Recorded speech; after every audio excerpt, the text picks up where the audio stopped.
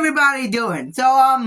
Look, now, the drama cycle is not quite the healthiest now, is it? I don't want to talk about H3 and Hassan Piker for the umpteenth time. It is genuinely just annoying to watch and sit through these people just yelling at each other. It is genuinely just awful to watch. I don't want to watch it anymore, and I don't want to contribute more to it. There is one funny part of that story I'm probably going to do like a stream on, and then that's it. I'm done with H3. I'm done with Hassan Piker. So, to fill this gap, we're going to be talking about some good old Family Guy, alright? They've recently been dropping this new season 23, and I decided I would peep one of the more recent episodes here. We don't really have an exact name for it, but I can tell you that it's episode 15 of season 23, so we're hopping in the middle of it. Allegedly, this is number 15 of season 3. I am getting this from like a 4-hour funny guy, Family Guy moments.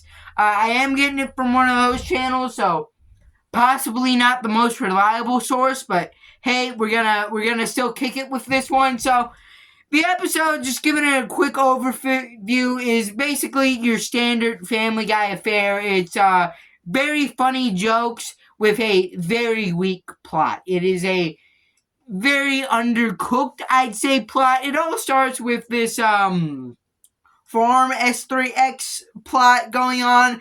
Basically, this show comes to town, and a lot of people want to compete in this dating show, and there are a few funny moments on this. Meg dresses up as a pig.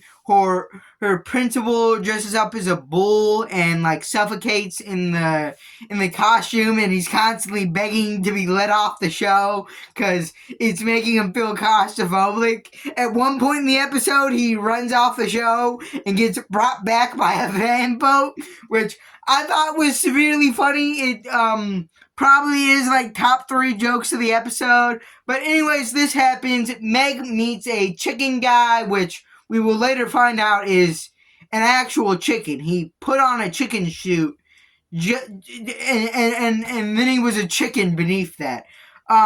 So anyways, they hit it off. They go through the standard dating show affair. They take a ride in a helicopter, and they go see like a country music act that no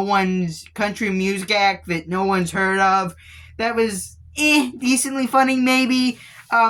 But that's the thing. Anyways, they hit it off, but they're kicked off the show, and after that, they decide to continue their relationship anyways. Turns out the guy's name is Nugget, which, I don't know, that seems a little weird to call a chicken what they are after they're deceased. It's like calling your child corpse, or like dead arm or something. Like, I don't know. Isn't that like a little weird? But who am I to question a chicken?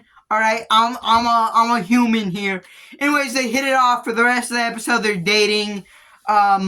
We had a few more jokes about the fact that he's a chicken, and that's kind of it. At one point, he climbs into Meg's room and meets her father, Peter, and obviously he's the son of the giant chicken that Peter has infamously had a little beef with. They're like the Kendrick Lamar and Drake of Family Guy. They've had a little beef, so obviously Peter doesn't like him because his father's the giant chicken. And the thing is, though, Meg admits that he's the giant chicken's son without any like probing or anything.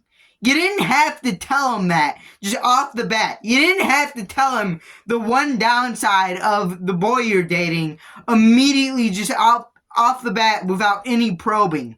Why would you even tell him that? Why wouldn't you say, oh, he's a chicken, he's a great guy?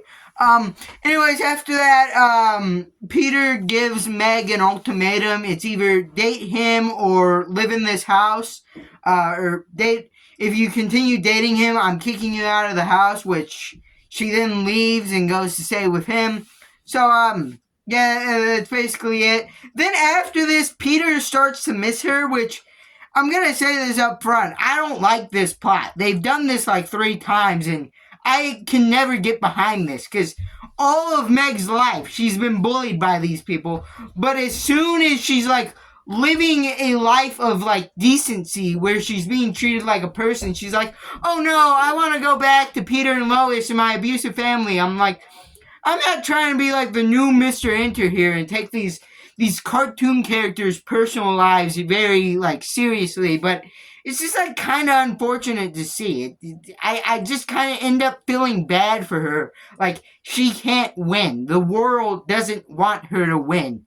But anyways, it is a cartoon, and I'm verging on taking it a little too seriously here. But anyways, we get probably the funniest joke of the episode where Peter's reminiscing on like memories with Meg, and then Cleveland said, so the funny part of that story was your daddy got hurt, which is probably one of the funniest Family Guy lines, at least of the modern day, at least of the most recent seasons.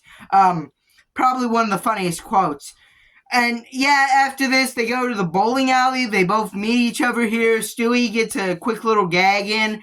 A lot of the other family members in this episode, beside Meg and Peter, don't really have a lot to do. Chris, Lois, Brian, and Stewie, all just kind of there. They have their one little pop-off joke, and then they're kind of forgotten about, which is never a complaint.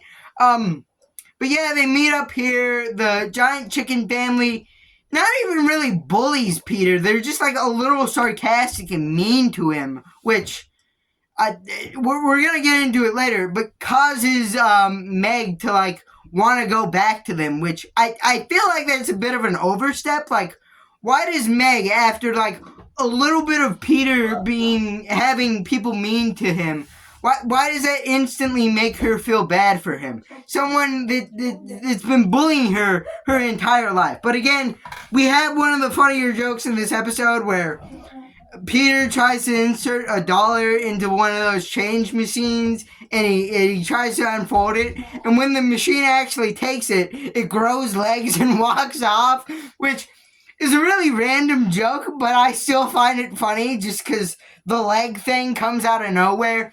Anyways, after this happens, she gets into a huge fight with the giant chicken, and in a really gory scene, rips his head off, and then just walks back to the Griffins, which, you know, I feel like a bit of an overreaction here, dude.